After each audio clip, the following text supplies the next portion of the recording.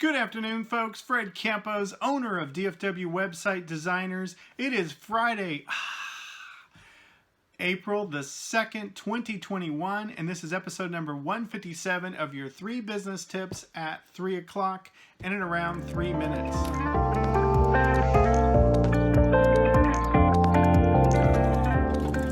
So yesterday we talked about CI, and I'm actually recording this on my phone using one of those little lights that are behind it because that's been part of my continuous improvement. Today we're going to talk about specifically the user experience in your business. Now for me as a web designer, the user experience is all about how they transverse through a website. Is the user experience great?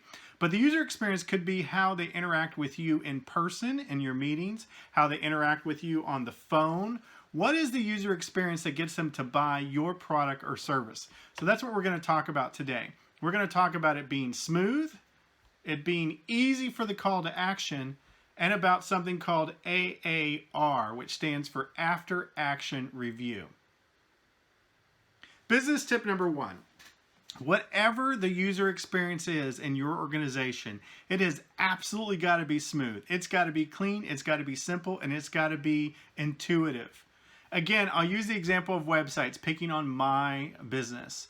It must be something that flows. They go from this piece of information, they don't have to think about it. Think about Amazon.com. It has one of the best websites. You can search for it. You can find it on the nav bar. It's in a rotator. It's in the footer. There are like 4 different ways to get to the same thing because they want the user experience to be as smooth as possible and appeal to as many different possibilities as possible. So what about your business? Do people order things through calling you on the phone? What is that experience like? Maybe disguise your voice and call your own organization and see it from the customer's perspective.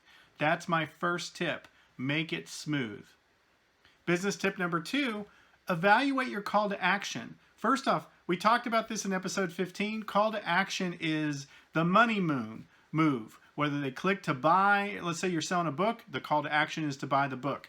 If you're doing a seminar, the call to action is to hire you as a coach. For me, the call to action is to book an appointment, perhaps for a web evaluation, and then close the deal.